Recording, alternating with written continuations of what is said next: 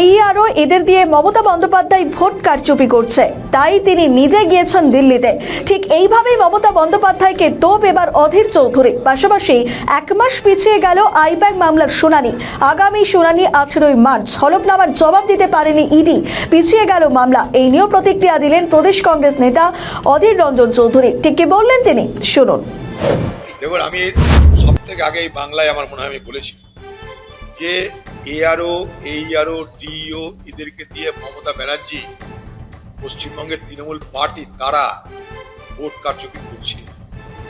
চোরের মায়ের বড় গলা বলে একটা কথা আছে না, মমতা ব্যানার্জি নিজের চোর, তাই চোরের মায়ের বড় গলা করে সে দিল্লিতে দেখাতে যায় যে নির্বাচন কমিশনের মধ্যে সে লড়ছে। মমতা ব্যানার্জি, আপনাকে বলে রাখতে পারি, রাহুল গান্ধী নির্বাচন কমিশনের বিরুদ্ধে সর্বপ্রথম যে অভিযোগটা তুলেছিল, এতদিন পর সেই অভিযোগগুলোর জাবর কাটছে মমতা ব্যানার্জি। মমতা ব্যানার্জি সেই অভিযোগগুলোর জাবর কাটছে। কিন্তু রাহুল গান্ধী দিল্লিতে খোকাবাবুকে ডেকে নিয়ে গিয়ে ডেমনস্ট্রেশন দিয়ে ছবি দিয়ে বুঝিয়ে দিয়েছিল কি করে কি হয় না হয়। কোন রাজ্যের, আমি প্রথম দিন থেকে বলেছি, রাজ্যের সহযোগিতা যদি থাকে তাহলে এই নির্বাচন কমিশন যা খুশি তাই করতে পারবে না। এখানে রাজ্যের সহযোগিতা কি? রাজ্য চাই যে এখানে কারচুপি করে তার মতন করে ভোটার লিস্ট তৈরি করতে। নির্বাচন কমিশন কি চাইছে আমরা জেনে গেছি। নির্বাচন কমিশন ভারতবর্ষের মানুষের মধ্যে এসআইআর এর নামে এক নতুন হয়রানির বাতাবরণ তৈরি করেছে, এক নতুন করে জীবনকে তাদের অসহ্য করে দেওয়ার ব্যবস্থা করেছে।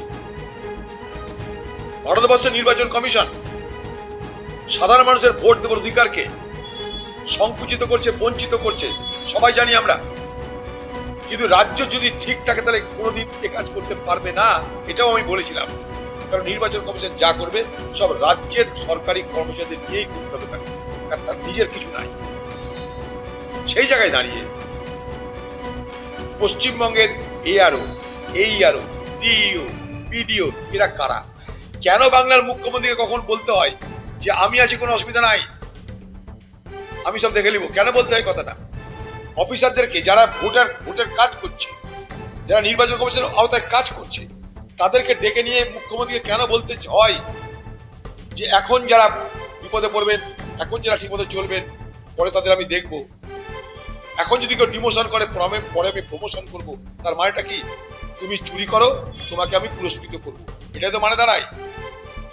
এখন ডিমোশন হলে পরে প্রমোশন করব, কেন এ কথা বলতে হচ্ছে কেন? তার মানে তুমি চুরি করো, লুট করো, আমি যা বলছি কারচুপি করো, পরে তোমাদের আমি পুরস্কৃত করে দেবো, চোর শ্রী করে দেবো আমি, কোনো চিন্তা নাই। এই তো গল্প চলছে বাংলায়। আমাদের ভিডিও ভালো লাগলে লাইক ও শেয়ার করুন, কমেন্ট সেকশনে আপনাদের মতামত জানান। আরও ভিডিও পেতে আমাদের চ্যানেলটিকে সাবস্ক্রাইব করুন এবং প্রতি মুহূর্তে খবরের আপডেট পেতে প্রেস করুন বেল আইকন।